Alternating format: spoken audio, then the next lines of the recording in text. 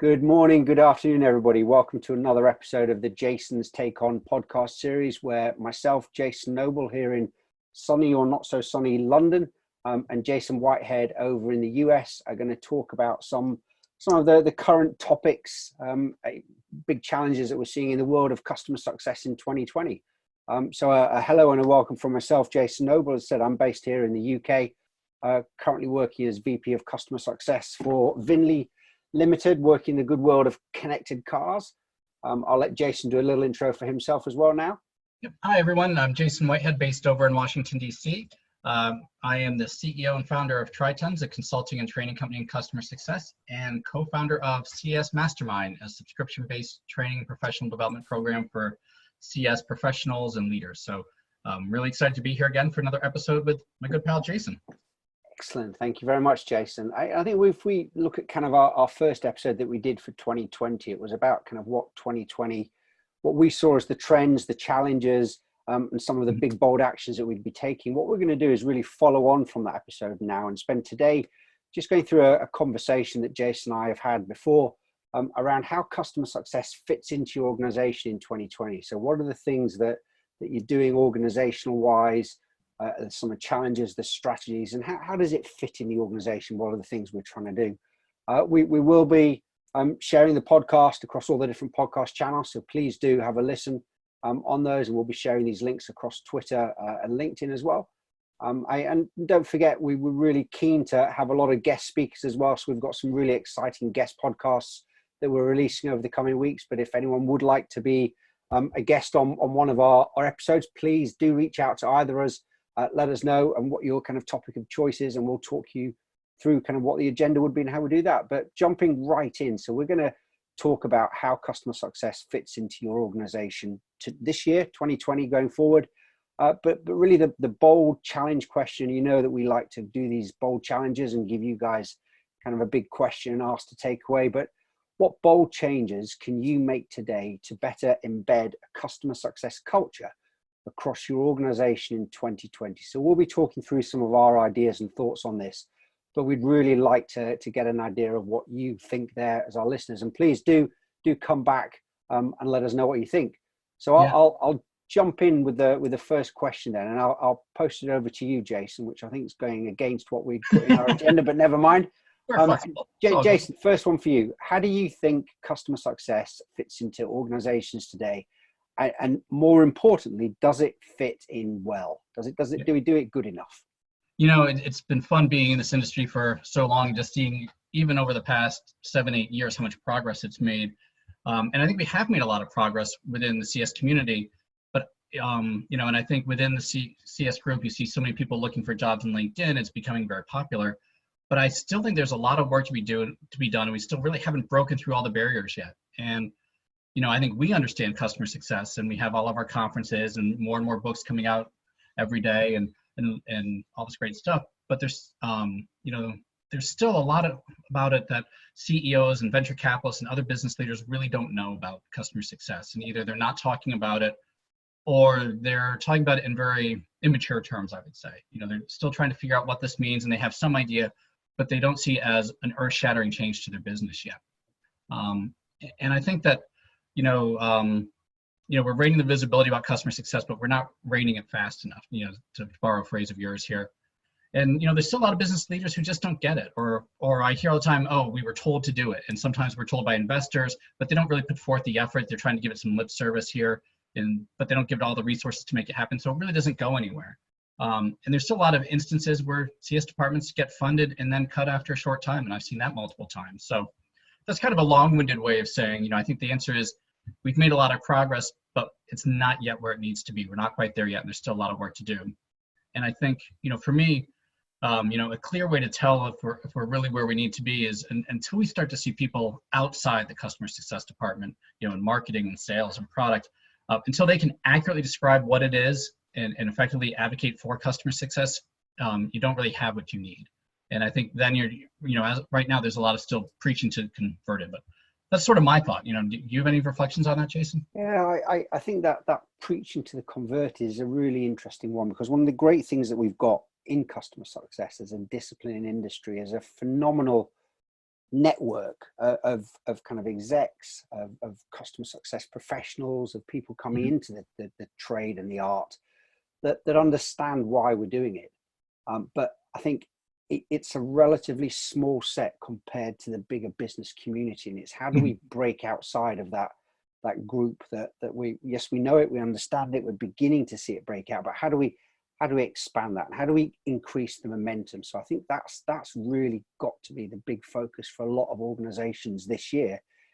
How do you continue that drive and acceleration of this idea of this philosophy and way of working that we know is the right thing to do? We've got some really good examples of it working, but how do we break outside of that initial kind of stage as to where we are now?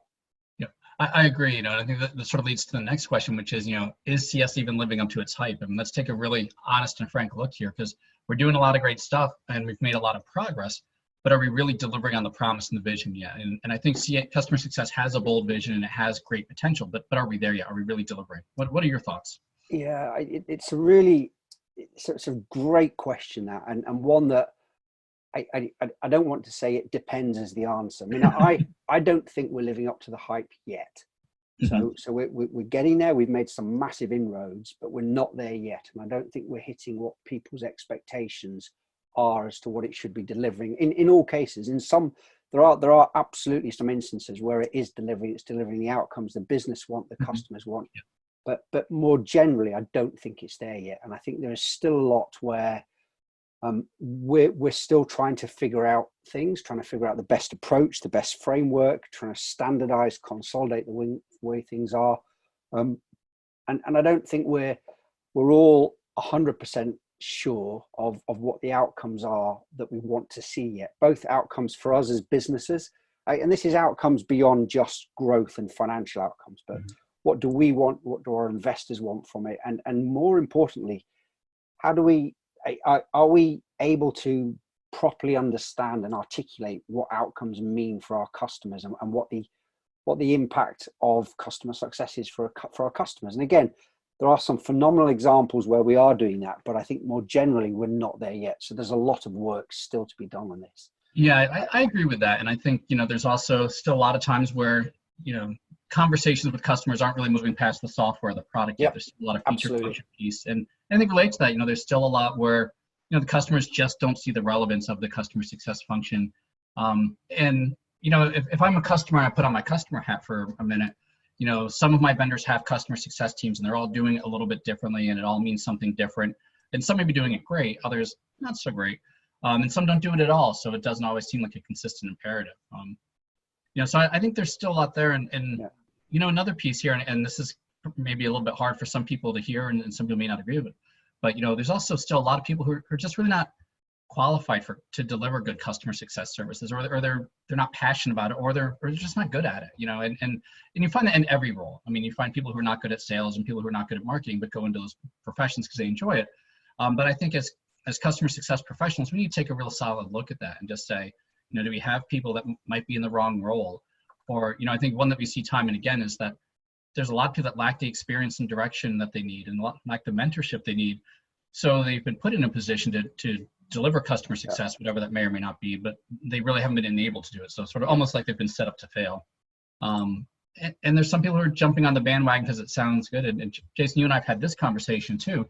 How do you even describe the role accurately? Because the role is so different between organizations. So I think there's some challenges there. And I think the other side too, in terms of living up to the hype, is we're still also not really coming back and seeing those educated consumers that we'd like to see. They're not looking far enough down the road in their own organization about what do I need customer success for? Why is it important? What will I need from them in the first 6 months versus a year down the road? And many buyers of software, because I work with a lot of them as well, they don't understand all the challenges they face internally to get value from software. And they don't have the skills and methods and tools or support to drive user adoption and deliver that internal success.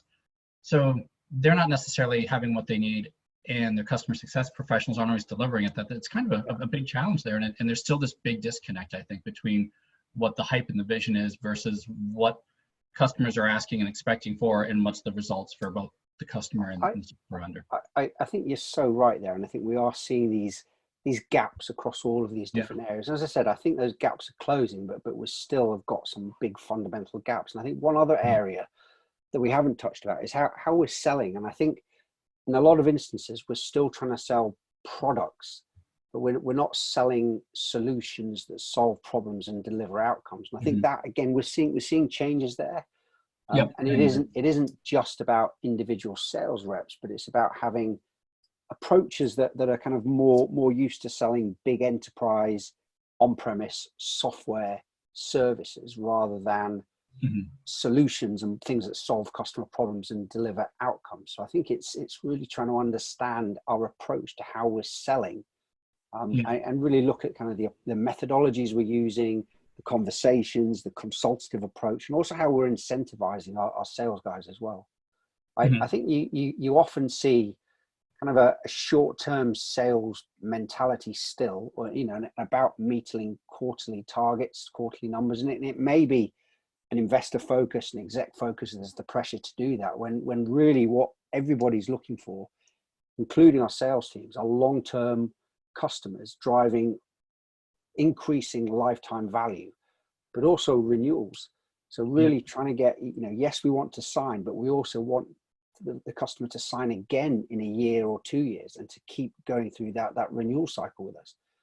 And I think you hit on a key point earlier on, Jace. I think a lot of our frontline CSMs are right now, they're fairly early on in their career. These are guys coming into a very exciting industry, but not with masses of experience across different areas. And that lack of experience in having more strategic business discussions with customer execs, customer leaders, is challenging for them. And we're expecting them to have discussions around business strategy, business outcomes. And there's some problems with this because they're not having the most effective conversations, that they're potentially not seen as credible by customer executives. And that if you've not got that credibility, I think one of our very first podcasts, we talked about trust. And if you don't build that credibility, you're just not getting that trust, which is so critical.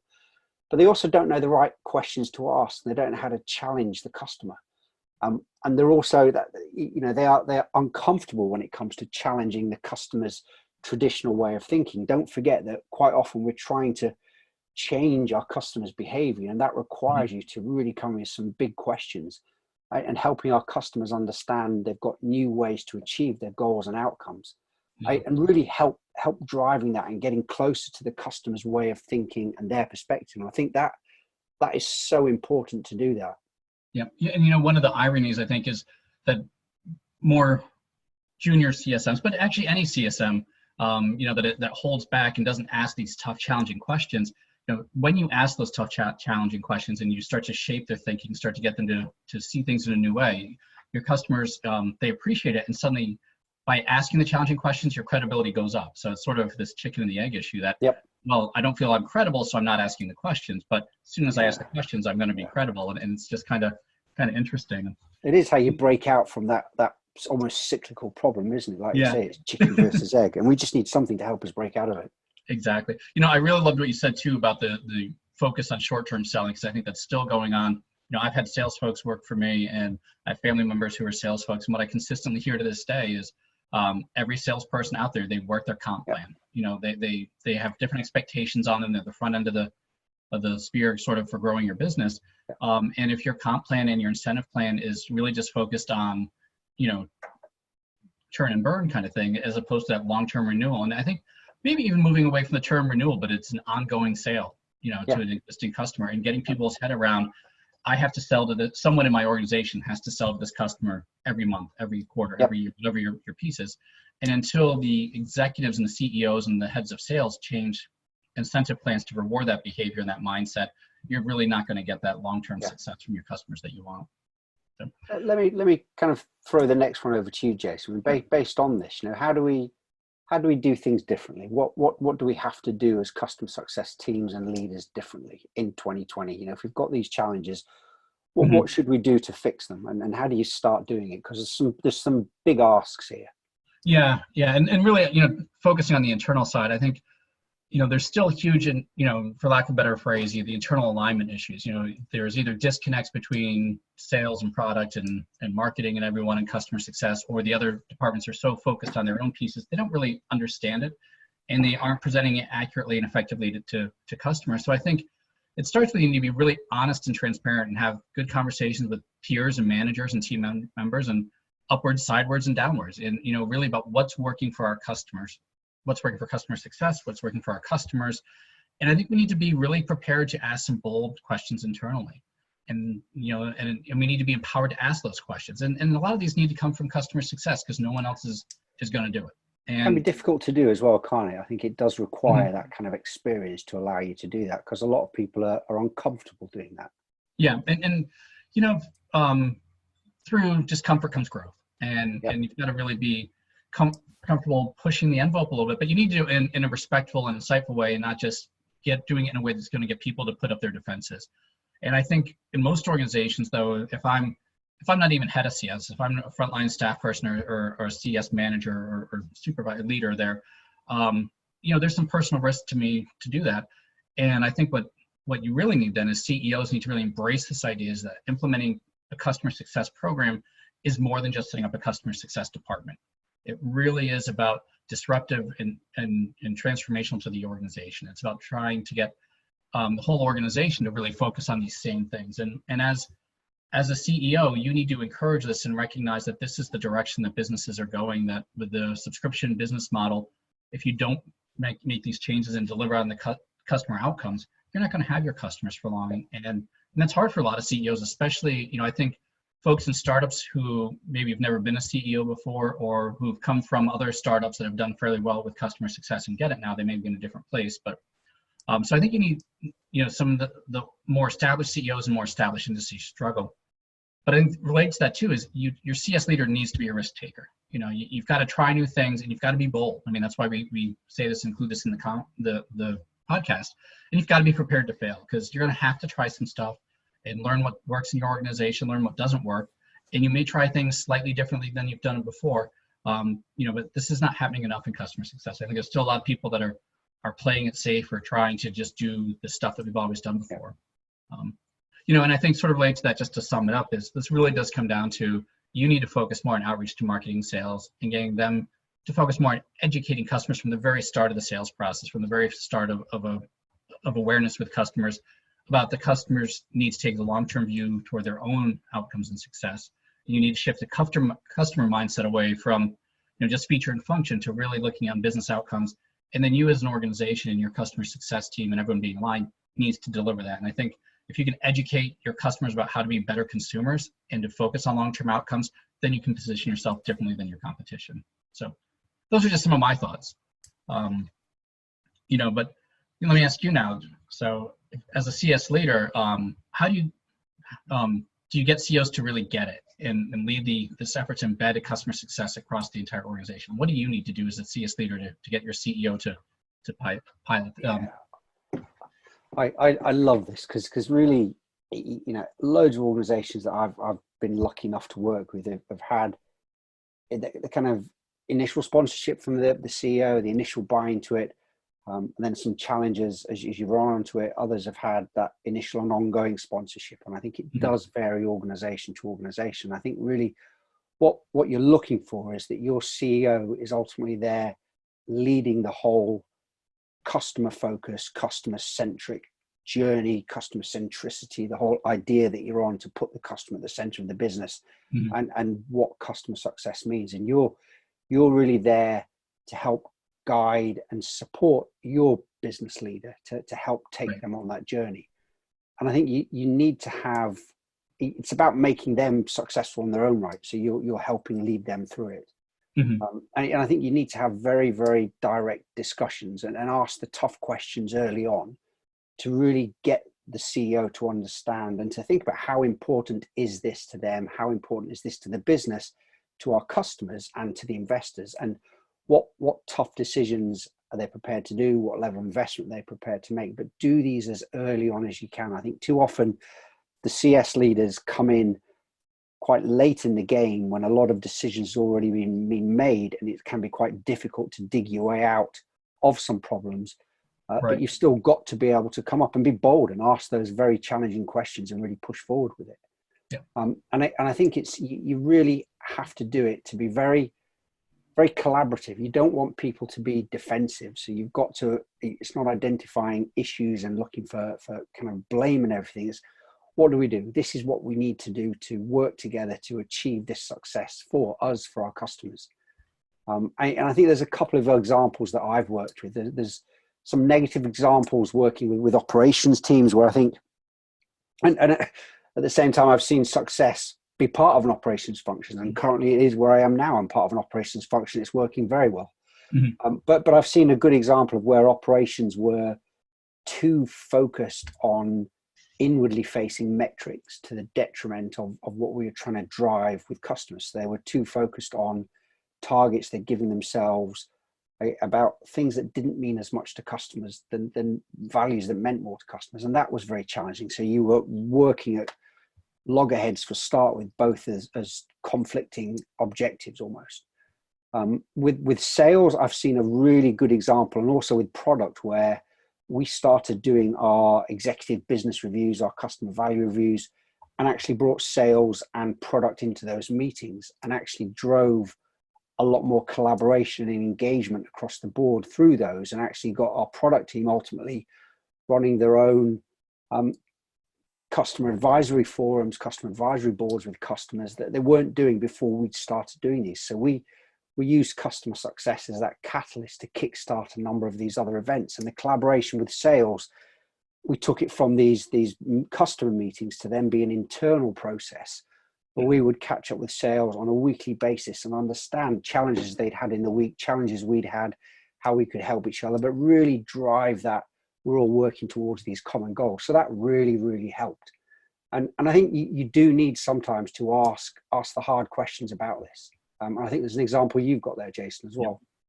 Yeah, when I work with a lot of customers, I think there's sometimes, and I've got a thing on the Tritons website, a free course where we sort of walk people through, and I draw out this graph that sort of shows when the business outcomes are going to happen and how it happens after go live, and all of the organizational dynamics that come in from user adoption and behavior, and get CEOs and executives really excited about what's possible.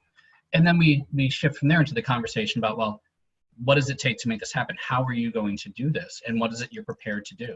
And I asked them some hard questions just to sort of jar their thinking a little bit. Sometimes I'll even ask them flat out, I'm like, look, are you prepared to fire people who don't use the system? If you said we've got to get people to use it in order to get these outcomes, and the system is part of our process now and part of where we're looking to go, how are you going to handle non-performers? What are you prepared to do with that? And just asking that question, them being quiet, it can be challenging for them. They're like, I hadn't thought about that. It never occurred to me that I might have to fire someone that's preventing our organization or preventing others from being successful.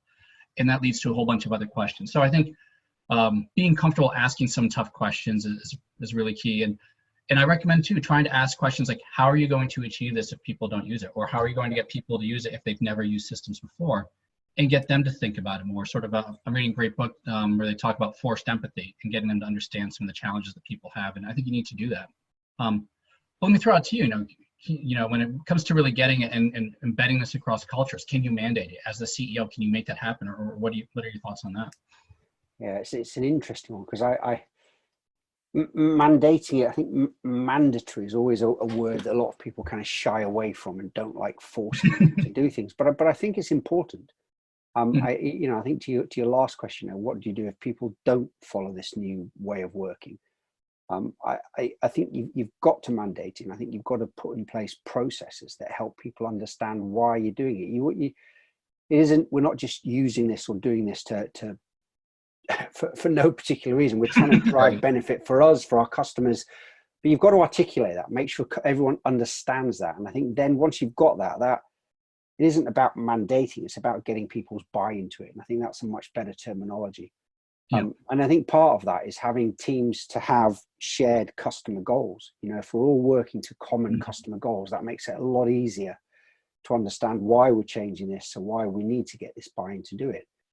And I think it's also really easy to say that we have customer values and visions where we put the customer first.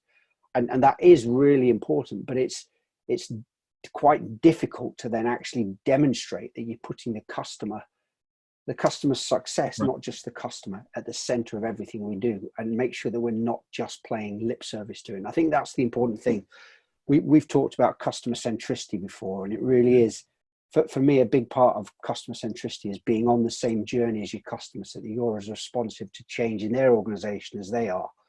But you need to understand what it is and what success means needs to be for them. And there are still a lot of organizations that say, of course, we're customer centric. And we've joked before, you'd never get a business that says, yeah, we're not about our customers. We're really not. But a lot still are just paying lip service to it. And I think it's really important to take it beyond that and actually demonstrate that it's a core part of our business culture, our business way of working, and our vision and our business values actually do relate to the customer, and there's something to it, and our customers can understand it as well. And when we read out these visions and values, our customers can say, yes, actually, this is what these guys do. Yeah, I agree. I think it's so important to have something clear and discreet there. So let me ask you this then, how do you move beyond just lip service, and how do you achieve it, and how do you know you're doing the right things, and how do you know it's working? Because this is a bit of a leap of faith here for folks. How did I know you're going to ask me this? When I just say it's not lip service, and the next thing you say, well, how do you show it's not lip service? It's a difficult question, and this is one where it really does vary organization to organization. But I think for me, there's probably three key things that you need to do. I think one is there needs to be a clear action of what you're doing. And I really value creating kind of a baseline for your organization as to where we are today, and documenting every change that comes in terms of new processes, new policies, new incentives, new staff, training, etc., that you've taken to embed customer centricity throughout the organization. So really come up with a kind of a customer playbook, if you want, a customer value playbook that shows what you're doing as a business to demonstrate this value for customers. And then it becomes something where you can show your internal teams, your internal stakeholders, you can also show your customers that you've taken action from this, and it's not just lip service and things that people are talking about. So kind of a customer value, a customer vision playbook, I think, is something really key to create that shows that clear action. The second thing is something that I'd call more observable behavior. So really work to identify specific behaviors that people can and do demonstrate on a daily basis that point to customer centricity and long-term customer success. And I think if you can see it, it's brilliant. We can replicate it. We can show other people what's good. But on the flip side, if we don't see any of it, we don't have it. And it's very difficult to understand what we're missing. But in either of those, by showing it or not showing it, talk about it, understand it internally, review it with your peers, with your stakeholders, with your boss, with the exec team, understand what good customer centric behavior looks like and what bad customer centric behavior looks like.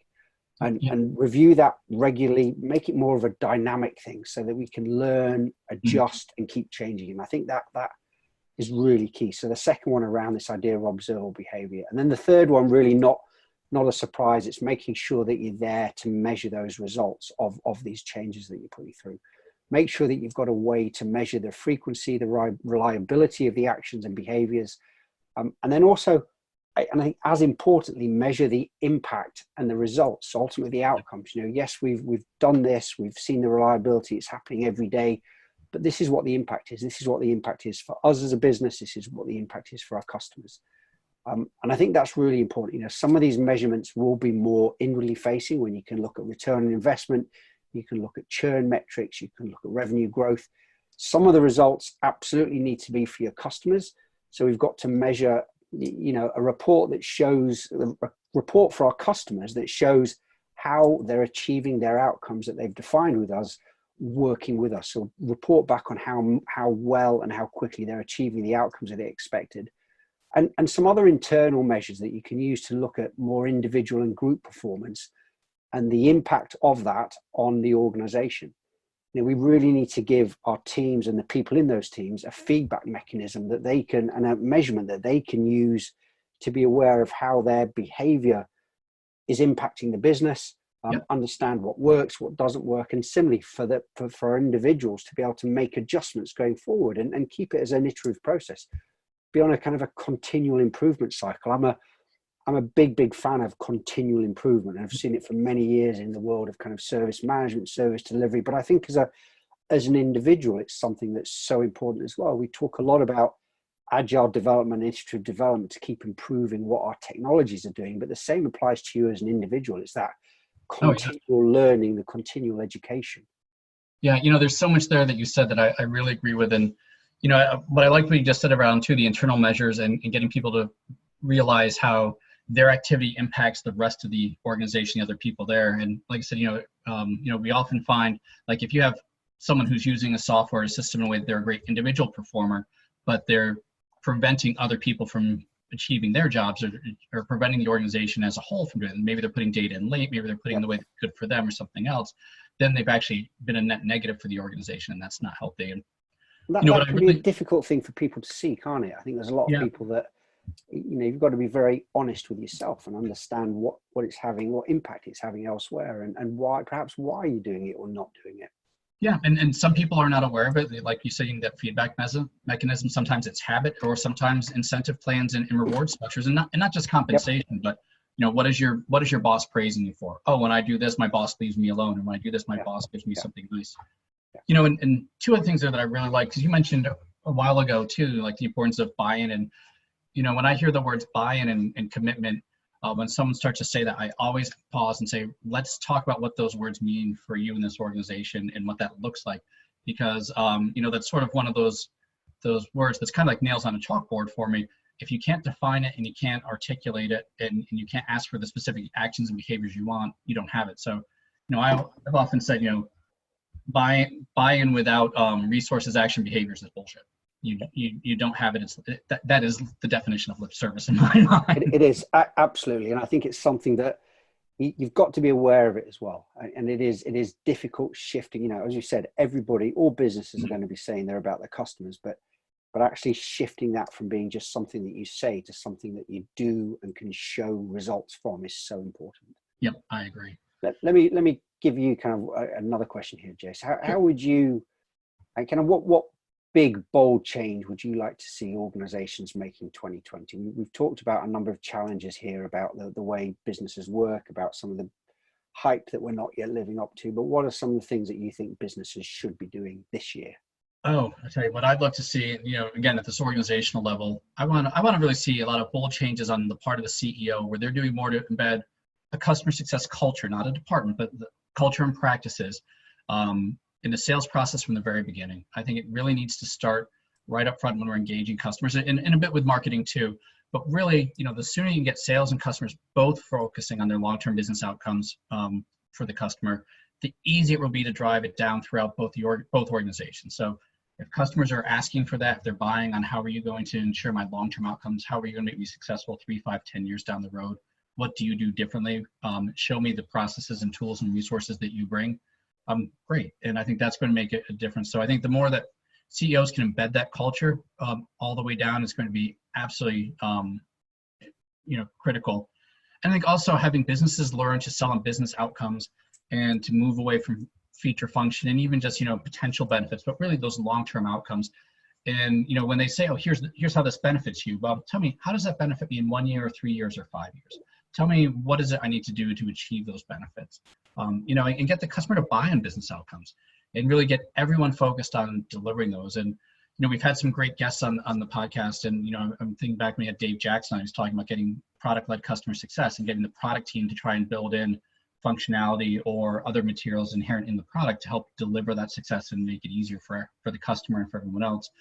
That needs to be there as well too. And I think the more you can get the CEOs to build and embed that culture all the way through, that's going to be absolutely critical.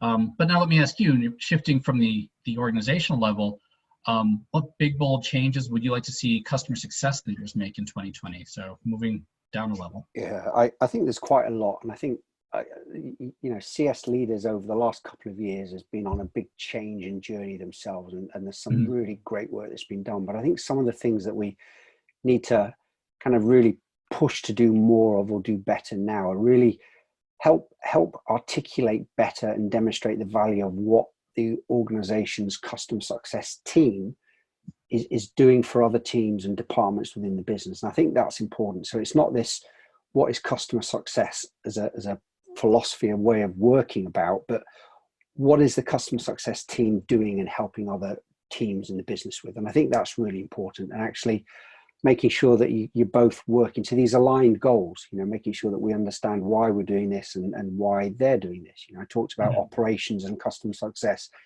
having different goals. Well, if I'd understood that from day one and why they were pushing to do that, it could have resulted in some very different conversations instead of us running up against each other. I think demonstrating and showing other departments what you can do and how you can help them is important. So not helping other teams just understand what it is, but actually show what it is, actually demonstrate results that you've gone. So where you've worked with one team really well, you've seen results from that, but really then demonstrate and show that to that other teams as well really helps.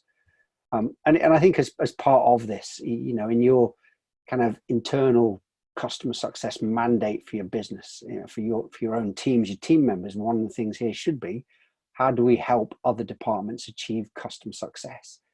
So part of what we're doing as a customer success team is working there to facilitate quite often with other teams to help our customers. But how do we help our other departments achieve customer success is the really key thing. And I think it's that helps shift that kind of mindset from being it's just us as a customer success team thinking about customer success, that our whole business is thinking about it, and we're here to help other departments understand what it is and how to deliver it. And I think that's really key. And then it's, as I said there, I mean, a lot of these are really kind of all talking about the same thing, but it's a mind shift change.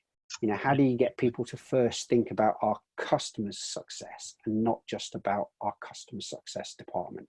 It isn't just a department. This is about all of us are working together for our customer success. We've really got to focus on that big change in mind shift. It's not just, the customer success team do this. That's the responsibility of the customer success team. We're all here about our customer success, about our business success. How do we all work together and collaborate? So I think a lot of this comes down to continued drive for collaboration, working with other team leaders to help break down those silos that we've done some great stuff on over the years, and really for that to continue. But the big thing is, how do we make sure that we're demonstrating to other team members, team leads, our peers in the business, that the customer success team is helping them and what specifically we're helping them for. So they're really some of the key things there. So I think there's some really great points here. I mean, I think talking about it kind of from organizational point of view, CEO point of view, and leaders point of view really gives us those really different perspectives there.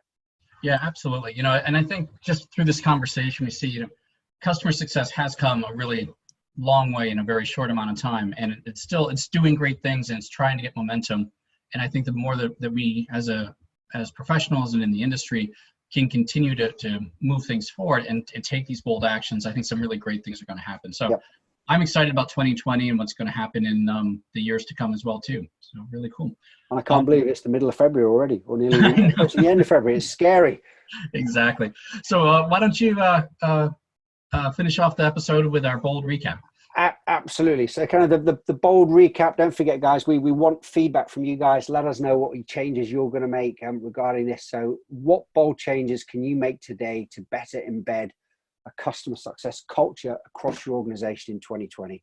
So how do we think beyond the department and get this to be part of our organization, the way we work as business? Guys, that's it from us. Big thank you. We've really enjoyed this episode here. We've got a couple more episodes coming up in the next few weeks with some guest speakers, which we're really excited about. Please do join us for another episode very soon. Great. Thanks so much, everyone. Bye now. Thanks, everyone. Bye.